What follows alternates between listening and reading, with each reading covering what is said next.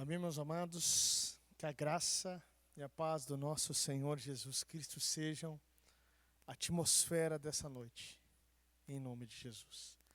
Vamos orar sobre a palavra de Deus e depois nós vamos iniciar o nosso sermão. Senhor, nosso Deus e Pai Todo-Poderoso, nós queremos louvar, glorificar e exaltar o Teu santo nome, Pai.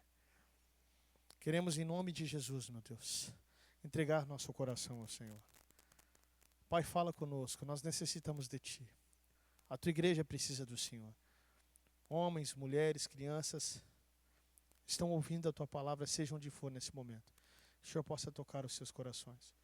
Que o Espírito Santo de Deus possa, em nome de Jesus, ó Pai, nos fazer ouvir e frutificar a Tua palavra dentro de nós, segundo a necessidade de cada um. Que a Tua vontade seja feita, que Teu nome seja exaltado e glorificado, em nome de Jesus. Amém e amém. Amém, meus amados. Igreja, nós estamos aqui nessa jornada, uma jornada que é singular, que é única, né, pelo livro de Atos. E a cada exposição, a cada pregação da palavra de Deus que é feita aqui nesse livro, o Espírito Santo de Deus tem nos concedido olhar para ver. E nós vimos, por exemplo, aquele mover sobrenatural, aquele fogo de avivamento que incendiou Jerusalém, quando o Espírito Santo de Deus desce sobre eles. Nós vimos Pedro e João cheios do Espírito Santo, parados ali ativamente, lógico, diante do Sinédrio, diante das mesmas autoridades que crucificaram o próprio Senhor Jesus Cristo.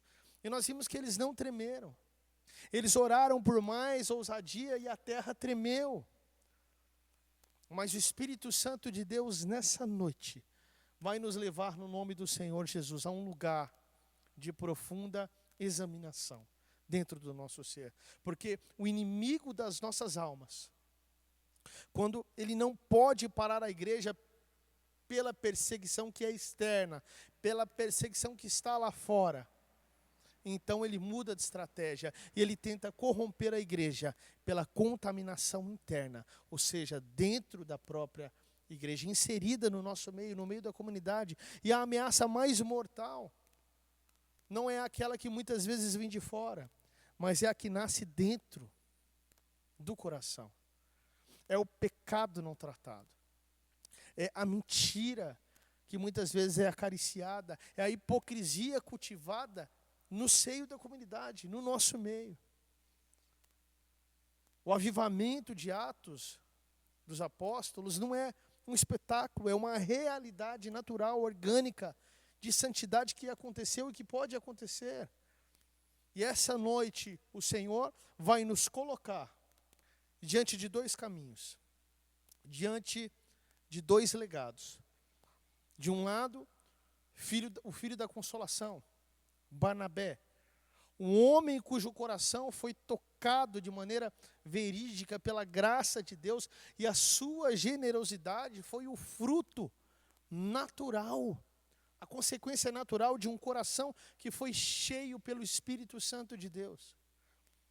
Porém, do outro lado, segundo o texto, nós vemos Ananias e Safira, um casal que negociou diretamente com o pecado, que tentou barganhar com o Espírito Santo de Deus e que colheu as consequências mais severas. Igreja do Senhor Jesus, esse texto ele é pesado, ele é solene, ele é grandioso, mas é a palavra de Deus. E é para o nosso temor, é para a nossa santificação, para a bênção da igreja do Senhor Jesus, para abençoar os nossos corações. Então eu convoco você a abrir a sua Bíblia no nome de Jesus com temor e com tremor. Vamos para o livro de Atos dos Apóstolos, no capítulo 4, nos versos 32 até o capítulo 5, no verso 11. Ou seja, vamos ler a partir do versículo 32 do capítulo 4 de Atos até o versículo 11 do capítulo 5. E assim diz a palavra de Deus. Da multidão dos que creram era um o coração e a alma. Ninguém considerava exclusivamente a sua nenhuma das coisas que possuía. Tudo, porém, lhes era comum. Com grande poder, os apóstolos davam testemunho da ressurreição do Senhor Jesus, e em todos eles havia abundante graça. Não havia nenhum necessitado entre eles, porque os que possuíam terras ou casas vendendo-as traziam os valores correspondentes e os depositavam aos pés dos apóstolos. Então se distribuía a cada um conforme a sua necessidade. Então José, a quem os apóstolos chamavam de Barnabé, que quer dizer filho da consolação, um levita natural de Chipre, vendeu um campo que possuía, trouxe o dinheiro e o depositou aos pés dos apóstolos. Entretanto, certo homem chamado Ananias, com sua mulher Safira, vendeu uma propriedade, mas reteve uma parte do dinheiro. E Safira estava ciente disso. Levando o restante, depositou aos pés dos apóstolos. Então Pedro disse: Ananias, por que você permitiu que Satanás enchesse o seu coração? Para que você mentisse ao Espírito Santo, retendo parte do valor do campo. Não é verdade que, conservando a propriedade, seria sua? E depois de vendida, o dinheiro não estaria em seu poder? Por que você decidiu fazer uma coisa dessas? Você não mentiu para os homens, mas para Deus. Ouvindo essas palavras, Ananias caiu morto e sobreveio grande temor a todos os que souberam do que tinha acontecido. Levantando-se os moços, cobriram o corpo de Ananias e, levando-o para fora, o sepultaram. Quase 3 horas depois, entrou a mulher de Ananias, sem saber o que tinha acontecido. Então Pedro, dirigindo-se a ela, perguntou: diga-me, foi por este valor que vocês venderam aquela terra? E ela respondeu: sim, foi por esse valor. Então Pedro disse: por que vocês entraram em acordo para tentar o Espírito do Senhor? Eis aí a porta aos pés dos que sepultaram seu marido, e eles levarão você também. No mesmo instante, ela caiu aos pés de Pedro e morreu. Entrando os moços, viram que ela estava morta e, levando-a, sepultaram-na ao lado do marido. E sobreveio o grande temor a toda a igreja e a todos aqueles que ouviram falar desses acontecimentos. Amém, meus amados? Podemos nos assentar, com o nosso coração voltado ao Senhor e a nossa atenção total à palavra de Deus. Amém, meus amados? Porque essa é a verdade que nós lemos, que ecoa desde o princípio. A igreja que é poderosa lá fora, a igreja que é poderosa aos olhos dos outros, que é poderosa em praça pública, ela precisa ser pura na sua vida privada. E é sobre isso que o Espírito de Deus vai falar. E quando eu falo igreja, eu falo a igreja coletivamente e falo de nós individualmente. Em primeiro lugar, eu quero ver com vocês, meus amados, aqui o contraste que existe no texto que nós lemos aqui, da generosidade pura versus a falsidade corrupta. Igreja, acompanhe comigo aqui a narrativa do texto sagrado.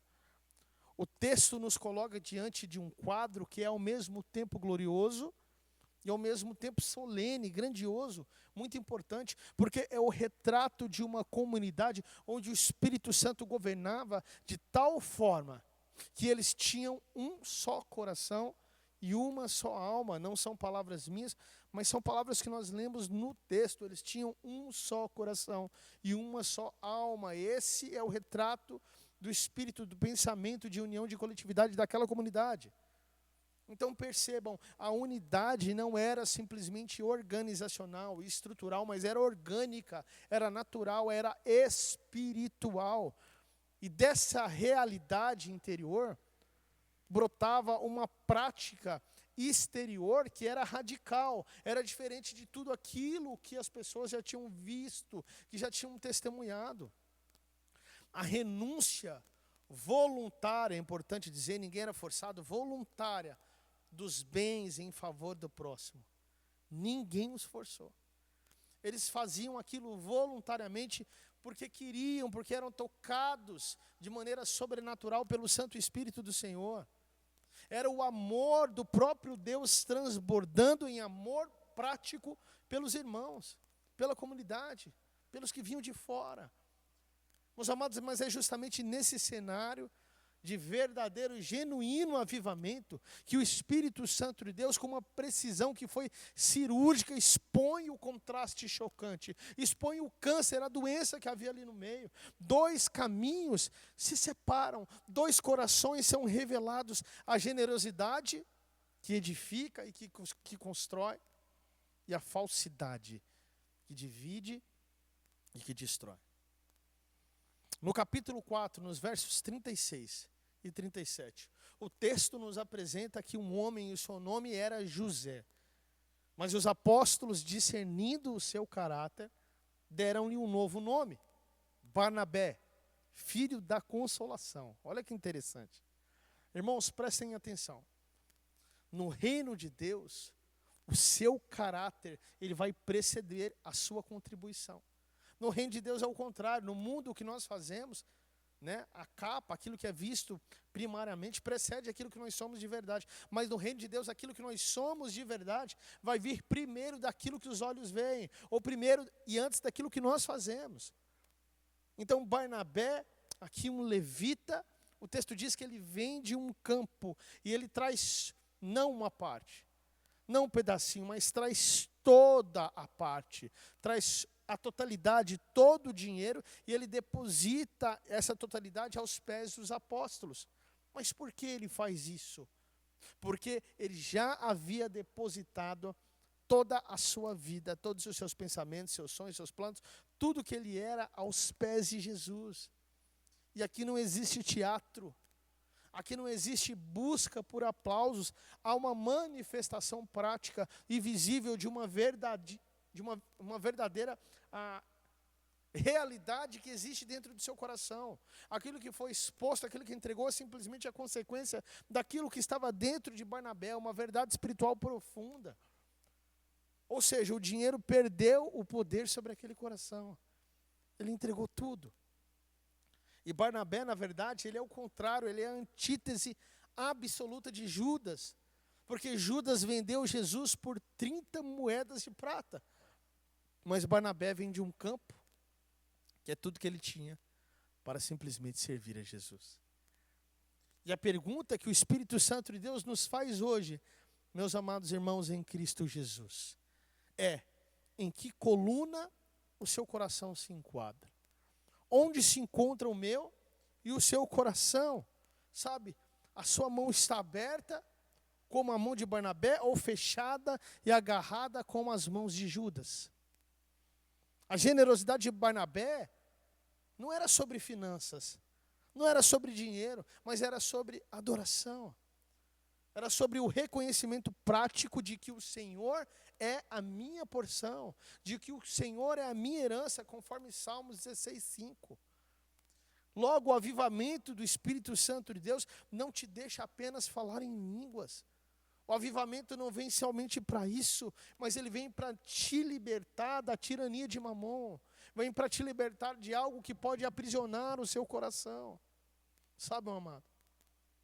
E quando nós olhamos para o capítulo 5, nos versos 1 e 2, a narrativa agora toma um rumo bastante preocupante e bastante grave. O texto diz que um homem chamado Ananias, com a anuência, ou seja, com o saber e o conhecimento e a liberação e autorização da sua esposa, chamada Safira, também vende uma propriedade. Mas veja a linguagem precisa do texto sagrado. Ele, com o consentimento da sua mulher, reteve parte do preço. Igreja, o pecado aqui não foi a venda do campo, até porque Barnabé também vendeu o seu campo.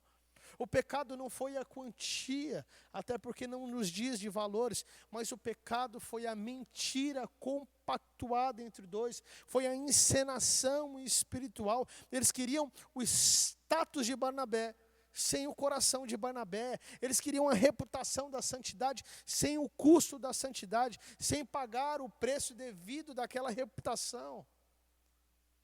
Satanás, que tentou, mas falhou, ao tentar esmagar a igreja com a perseguição que vinha de fora, agora ele tenta infectar a igreja com o vírus da hipocrisia, e ele introduz um câncer no meio do corpo, como eu falei no começo, introduz uma doença no meio da comunidade.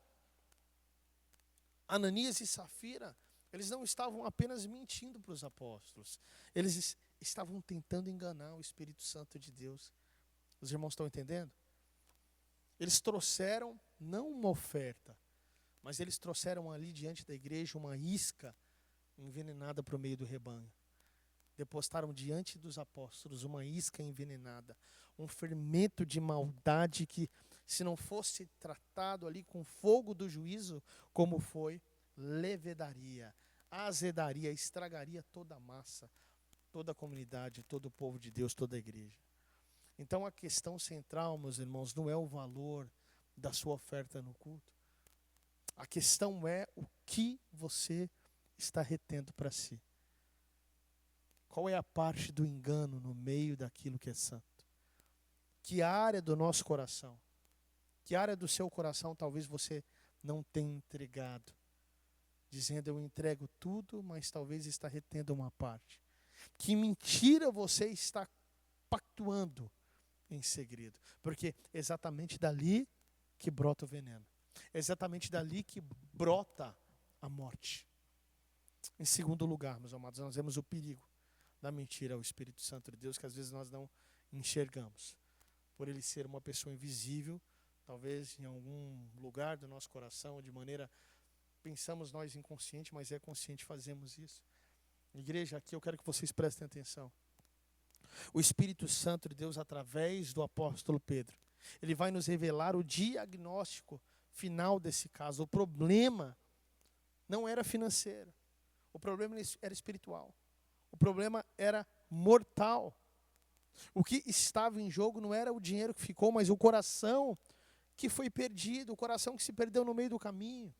Pedro, ele não pergunta sobre a questão da propriedade, ele vai direto à raiz, com uma pergunta que ecoa pelos séculos e que deve fazer tremer a toda a alma professa, deve chegar ao nosso coração, aos nossos ouvidos e nos fazer temer e tremer diante do Senhor, diante dessa história. Lá no versículo 3 do capítulo 5, Pedro diz, Ananias, por que encheu Satanás o teu coração para que mentisses ao Espírito Santo de Deus? É a natureza do pecado. Essa é a natureza principal, é a traição à presença de Deus. E nos versículos 3, aqui no versículo 4, nós vemos que o pecado deles não foi contra um homem. O pecado deles não foi contra um protocolo, contra uma ordenança, contra uma regra da igreja. O pecado deles foi uma traição consciente, voluntária, direta contra a pessoa do Espírito Santo de Deus, ou seja, contra o próprio Deus, contra o próprio Pai. E Pedro deixa muito claro aqui no versículo 4, não mentiste aos homens, mas vocês mentiram, ou seja, você mentiu a Ananias, você mentiu a Deus. Você mentiu ao Pai. Você mentiu àquele que te ama e que te salva. Eles tentaram enganar aquele que sonda o interior e que prova os corações. Eles acharam que o Espírito Santo de Deus que encheu a casa naquele dia em Pentecostes era um poder que se podia manipular. Eles acharam que a glória que estava sobre os apóstolos de Cristo era uma atmosfera que se podia falsificar. Satanás encheu o coração de Ananias.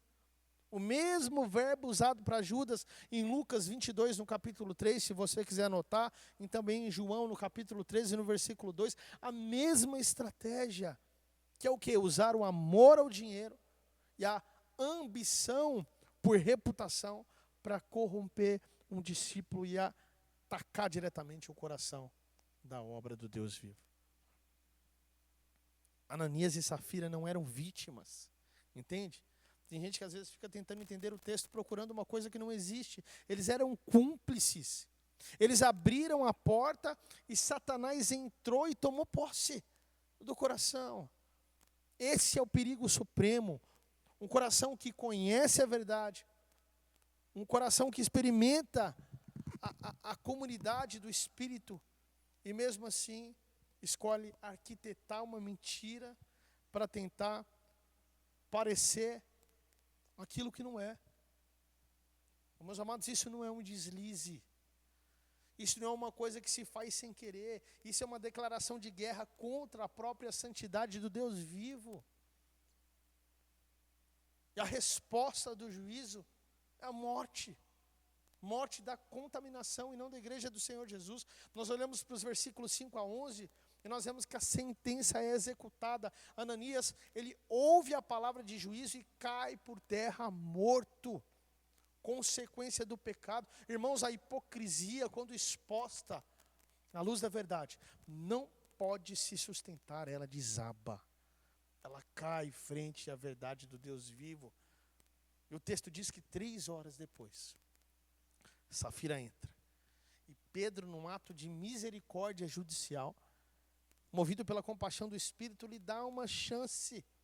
Aí no versículo diz assim: diz-me, vendeste por tanto aquela propriedade? Fala para a gente, né, Safira? Vocês venderam por tal valor aquela propriedade? Era uma corda para ela se agarrar. Foi uma chance, uma oportunidade para o arrependimento rasgar aquele coração. Só que ela persiste no engodo, ela persiste no pecado, na mesma atitude do seu marido, ela escolhe a mentira até o fim e ela também cai morta, diz o texto bíblico. Ah, pastor, mas por que um juízo tão imediato, né? Por que tanta severidade? Meus amados, isso aqui é muito importante, é um princípio. Deus estava estabelecendo um precedente eterno para a sua igreja, um princípio para que nós pudéssemos olhar para isso e preparar o nosso coração para esse tipo de situação que vem. A casa de Deus é sim um lugar de graça, de misericórdia, de amor e de compaixão, mas é um lugar de temor, de respeito, de reverência, de honra. O Espírito Santo de Deus não é um símbolo, mas ele é uma pessoa soberana. E ele não será insultado. Nós temos que entender isso.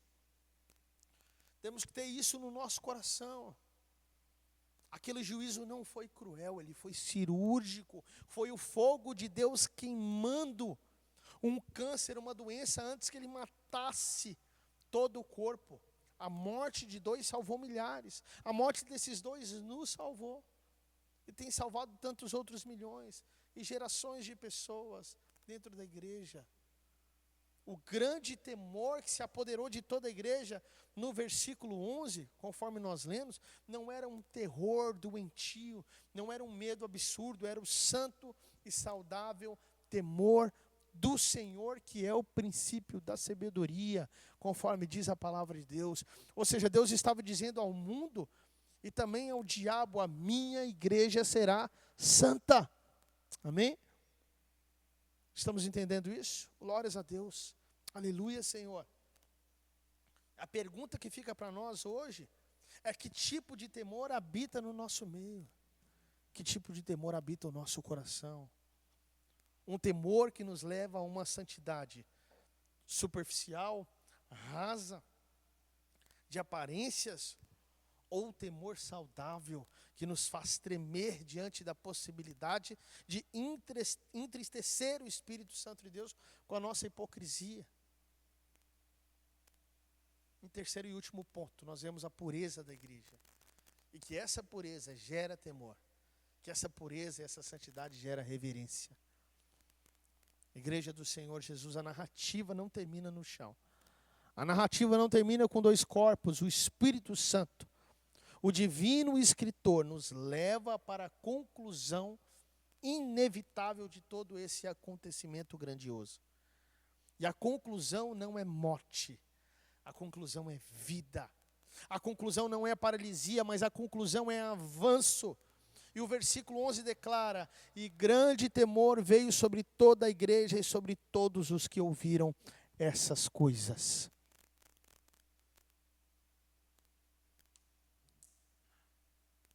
Meus amados, esse não era o pavor escravizante, era um temor reverencial, que nasce quando uma comunidade, como a igreja, quando um grupo de pessoas que se chamam cristãs, entendem de uma vez por todas que o Deus a quem ela serve é um Deus santo, santo, santo, que a sua presença no meio dessa comunidade, a sua presença no meio da sua igreja, a sua presença no meio de nós é ao mesmo tempo gloriosa e também perigosa. Nós temos que entender isso. Nós temos que entender isso. Nos versículos 11 ao 13, nós vemos que aquele grande temor foi, na verdade, o agente santificador de Deus. É Deus separando. Foi o fogo que queimou a palha, mas que preservou o trigo. A morte de Ananias e Safira não gerou uma revolta, mas gerou, na verdade, reverência. A morte deles não afastou as pessoas, mas separou as pessoas. Elas foram filtradas. Então perceba a sabedoria de Deus aí no versículo 13. Olha o que diz o texto. Dos outros, porém, ninguém ousava ajuntar-se a eles. Então a igreja não perdeu membros. Ela perdeu os errados, ou seja, aqueles que não eram membros, mas estavam no meio. Aqueles que eram joio. Ela perdeu os curiosos, perdeu os interesseiros, o que queriam espetáculo sem santidade, aqueles que queriam poder sem um arrependimento genuíno. Então a pureza da igreja foi guardada por um santo respeito que agia como um limite, uma cerca de proteção, protegendo a própria igreja, a noiva do Senhor Jesus. A multidão, embora admirando, ela mantinha uma distância saudável, um limite. Isso não era um problema, era a proteção de Deus em relação à sua igreja e à sua noiva. Nos versículos 14 ao 16 nós vemos o que acontece exatamente quando a casa de Deus é purificada. O verdadeiro avivamento, ele não é interrompido, ele é na verdade potencializado, ele aumenta, ele cresce, ele avança. Olha só o que o texto diz no versículo 14, na parte do verso, né? Mas o povo lhes tributava grande admiração. E cada vez mais se agregavam crentes ao Senhor. Multidões de homens e também de mulheres. Olha só a consequência. Então a santidade, ela não é um impedimento para o crescimento. Não é um bloqueio para o avanço. A santidade, a separação da noiva da igreja do Senhor Jesus. A nossa santidade é o catalisador, é o aquilo que gera potência de um crescimento verdadeiro, de um crescimento que é genuíno. Os sinais e as maravilhas no meio do povo, eles não cessaram, eles se multiplicaram. Mas por quê, pastor? Por que isso aconteceu? Porque o mesmo Espírito que julga o pecado, o mesmo Espírito que agiu através de Pedro sobre Safira e sobre Ananias, é o que opera também milagres através dos apóstolos e do povo de Deus. A mesma unção que confronta a mentira, o pecado e a hipocrisia, a mesma unção que cura os enfermos. Os enfermos é o mesmo Espírito, é o mesmo poder de Deus, é amor, mas ele é justiça. Justiça verdadeira, plena e maravilhosa e gloriosa. Deus, ele não está interessado nos números vazios, meus amados. Numa igreja inchada. Ele está interessado em uma igreja pura. Em uma igreja cheia do poder de Deus. Uma igreja cheia do Espírito Santo. Uma igreja que não negocia a sua integridade na busca pelo crescimento. Amém? É sobre isso. Como disse Bonhoeffer, Marte da Fé, a comunidade que não enfrenta essa desilusão com o pecado interno, ou seja, a igreja que não enfrenta essa tristeza com o pecado que está no meio, não se torna a comunidade que deve ser aos olhos de Deus. E a pergunta que fica para todos nós, a todo ICMA, a todo o povo de Deus, você que está ouvindo essa palavra, seja em qual momento for, é se nós desejamos um avivamento autêntico, ou se nós desejamos um avivamento que seja conveniente, de acordo com os nossos desejos, de acordo com o que nós queremos, que preencha o desejo da nossa carne. Um avivamento que exige o preço de santidade, de separação, ou um avivamento que acomoda o pecado em nome de uma graça que é falsa, hipócrita e mentirosa. E a história de Atos aqui, meus amados, essa história que nós ouvimos hoje, né, o avivamento, ela nos prova que o avivamento que vem do alto, o avivamento que vem do Espírito Santo de Deus sempre começa com o fogo da purificação, sempre começa fazendo uma filtragem, separando o povo de Deus. Então que o mesmo temor saudável, a mesma reverência pela santidade de Deus nos domine, que domine o nosso coração, a nossa igreja, para que nós sejamos uma casa purificada, através da qual a glória de Deus possa fluir sem impedimentos para toda essa cidade, em nome do Senhor Jesus. A todas as pessoas, em todos os povos, em todas as nações. Então, igreja, ouça a voz do Espírito Santo de Deus nessa noite. O livro de Atos não é uma relíquia do passado para ser guardada na estante, mas é um espelho. o qual nós podemos olhar para esse espelho e analisar o nosso presente. O reflexo está sobre nós hoje. E é uma realidade. Nós vimos aqui que a perseguição externa, ela não pode deter a igreja do Senhor Jesus Cristo, mas o pecado interno, a hipocrisia, que recebe um carinho diferenciado, que é tratada com amor falso, um engano cultivado no coração, a verdade que não é exposta, que não é revelada, isso sim é um veneno no meio da igreja, que pode paralisar o mover de Deus no meio do seu povo, que pode paralisar a obra que acontece nesse lugar, ou em outros lugares, que pode atrapalhar a obra de Deus em nós, ou até mesmo retirar de nós a presença do Espírito Santo. O Senhor não está pedindo, na verdade, uma contribuição, mas o Senhor está exigindo o seu coração. Ele está exigindo tudo de você, de quem você é, a sua identidade, o seu ser. Ele está nos confrontando. Onde está o teu tesouro? Porque aí estará o seu coração. Entende, igreja? A história de Barnabé nos chama para uma entrega radical, total, mas uma entrega alegre, voluntária. Agora, a história de Ananias e de Safira nos adverte e deixa uma luz acesa de advertência sobre o perigo mortal de uma vida dupla, de uma hipocrisia, de uma doença. Portanto, nessa noite, o Espírito Santo de Deus está nos fazendo um convite. O Espírito Santo de Deus, na verdade, está nos fazendo uma convocação para a santidade. Ele chama a sua igreja, ele te chama para ser separado para ele, para viver separadamente, para ser diferente, para ser um povo santo. Deus não está interessado em aumentar a nossa membresia, aumentar o número da igreja, se for para multiplicar a hipocrisia, porque Ele deseja um povo puro, um povo santo como Deus é santo, um povo que teme mais entristecer o Espírito Santo do que perder o prazer do pecado. Um povo que, como Barnabé, é conhecido por encorajar os santos e não por manchar a noiva. Mas pastor, como que eu faço para responder essa palavra? Como que eu passo para analisar, para ser diferente? Meu amado, não saia daqui levando simplesmente uma emoção, mas leve uma decisão. Ouça e seja racional. Examine seu coração, olha para dentro de você. Faça essas perguntas para você. O Espírito Santo talvez está apontando para alguma área da sua vida onde existe algum tipo de encenação. Será que você não está retendo algo que você jurou que era de Deus? Senhor, isso é seu, eu farei isso, e agora eu sou totalmente seu, e talvez exista algo separado que você não está contribuindo, não está ofertando ao Senhor. Talvez sejam as suas finanças, não sei, talvez sejam os seus relacionamentos amorosos ou com pessoas, amizades, as suas motivações no ministério. Será que você tem entregado tudo?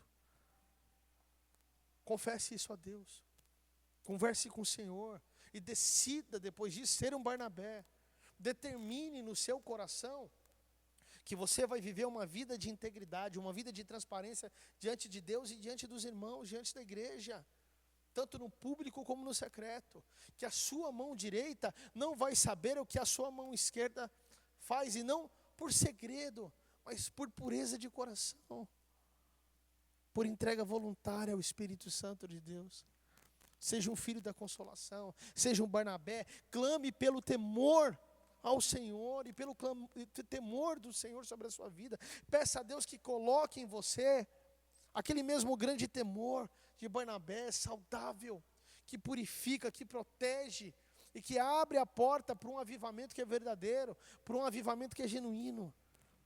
E que você saia daqui não com medo de Ananias, mas com um temor reverente que consagra a Barnabé ao Espírito Santo de Deus. E que o Espírito Santo de Deus, meu amado irmão, esse é o desejo do meu coração, que Ele te encha de tal forma que o amor ao mundo, o amor às coisas que são limitadas, que são terrenas, aquilo que é somente criatura, aquilo que não tem um valor eterno, um valor real, ao dinheiro, à aparência, à fama, seja expulso para sempre do seu interior. Em nome do Pai, do Filho e do Espírito Santo de Deus. Amém e amém. Que Deus os abençoe. Em nome do Senhor Jesus.